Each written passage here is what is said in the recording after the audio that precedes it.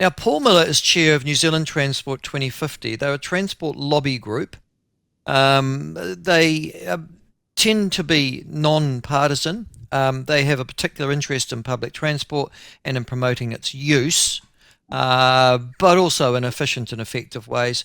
Tend to be non-partisan in their political outlook, and have, for example, they ran election debates on public transport and things like that last year, and just provided that forum for people to hear.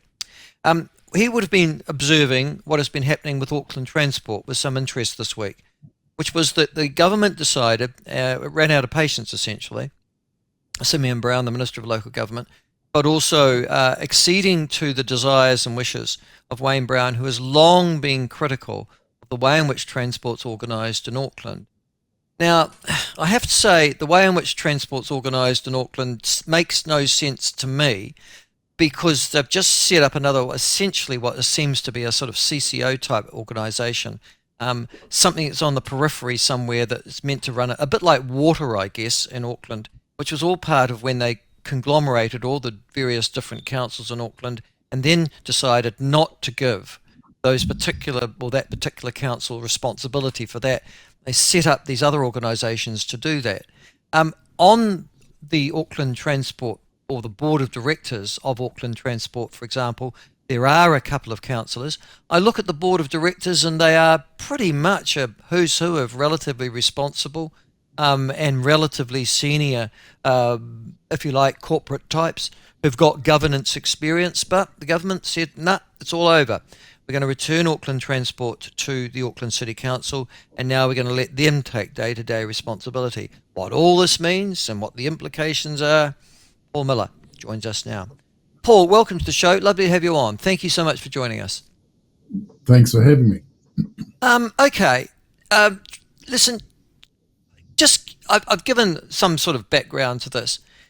The Auckland Transport has made, whenever we travel to Auckland, we observe what appears to us as non-Auckland residents chaos on an industrial scale. And all we know is that it takes us an awful long time to get anywhere, and public transport seems unreliable, unsafe in good parts of your good city. And as a consequence of that, doesn't seem very attractive either. What's the problem? Auckland Transport have got a budget. They're meant to sort things out, like I guess Watercare is meant to sort out water in Auckland. What has been the problem with Auckland Transport as an organisation? Well, I think from our perspective, the biggest problem that Auckland Transport's had is their governance model. If you start with what are the priorities of Auckland Transport, what's the top 5 things that they're focused on? And it might surprise many people, and it usually does when I say what these are. Not a single one of those 5 things is to get Auckland moving.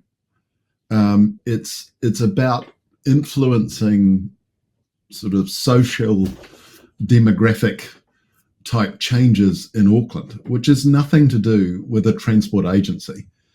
And if you look at Transport for New South Wales, or the Melbourne Transport Authority, or Brisbane, or London Transport, in the top things that they do, it's about getting transportation moving, whether that's public transport or roading or whatever, or moving freight. That's the job of a transport agency. It kind of sounds a bit obvious, but Auckland Transport has been caught up in this vortex of it's got this purpose and vision to do something that's not connected to doing its primary objective. And then the other big challenge it's had is that there's no accountability in there from a public perspective. So things that are priorities to Aucklanders are just not being listened to. Were not listened to in the past, and I think what's the big positive that's come out of this change is that accountability is now happening in the same way that it happens in the rest of the country around the running of transportation in all of the councils around New Zealand. So Auckland's finally catching up with the rest of the country in some ways. Yeah, because That's in my neck of the woods, the for example, public transport is my council's responsibility, the Otago Regional Council. We are responsible for delivering the service, for making the contracts, and if people want to complain about something not working or they want to get additional services, they complain to us, and we can then have a fairly direct input into funding and the operations and the network that flows from that. You're saying in Auckland you've had this hands-off group of governors who set up Auckland Transport. I think there are 2 councillors, there are 6 non-councillors. And I'm also looking at the purpose and strategy. It's very interesting what you've just said. But you're right, there's nothing here about making an efficient, effective, getting Aucklanders' transport moving at all. It is a lot of what almost you describe as ideological principles and ambitions. Exactly. And you look at the problems that Auckland has, all the problems that you were talking about before as someone that visits Auckland. It's incredibly frustrating to Aucklanders. You're paying higher and higher rates. You're not seeing anyone with a vision that is anywhere aligned to what you believe in. Now, back in the day, we had Mayor Robbie talk about a vision, and that vision was based on getting Auckland moving. It wasn't based on, oh, let's have a slow tram to the airport. It was, let's get across Auckland really quickly, and that's as relevant today as it's ever been. And that's the kind of messaging that in New South Wales and Sydney that is the priority, and all political parties understand that and all levels of government understand that. We need to move to that. Okay, so you're suggesting that the CCO, Crown-controlled organisation, I think of which the Auckland Council are 50% shareholders or something along those lines, is now going to have a much more direct control. So the Auckland City is going to be responsible for day-to-day management, for the vision, for the strategy, for the delivery of the roads and the rail and the buses, etc. And I'm assuming that your thinking is, Paul, that politicians who are sitting around the Auckland table making these decisions are therefore going to end up fundamentally more accountable for public transport rather than, and therefore will take a much greater interest in it. Yes, potentially. But if you look at the way that the organisation is going to set up, so there's the council can appoint 3 representatives on this new governance structure that's going to really control what happens with transport in Auckland. The transport minister is also going to be able to put 3 appointees on. Yep. And each of those 3 appointees will have votes.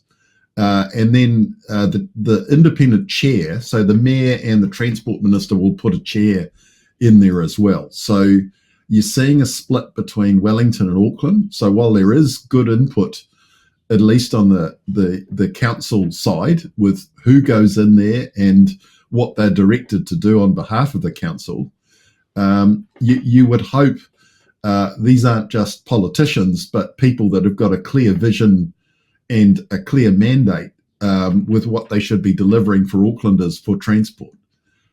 I'm looking at this and thinking to myself, you've just replaced one sort of hands-off board with another, haven't you, if you're talking about that? I mean, I am assuming that the minister won't appoint anything other than bureaucrats or potentially more likely professional directors. And I'm assuming the Auckland Council will do the same. Is that right, Paul? Well, as I understand about this is a transport committee, not a board. So their job is to set strategy, and you would hope their job also includes setting what is the priority for Auckland Transport. I'm not sure what happens to the governance, the board side of things, because he's talking about billions of dollars, and you don't want a committee managing all of that stuff. You want them managing the stuff that is, here's the strategy for the next 30 years, and here's how that breaks down into what we want to see as a council or as a central government, because central government's still paying half the bill.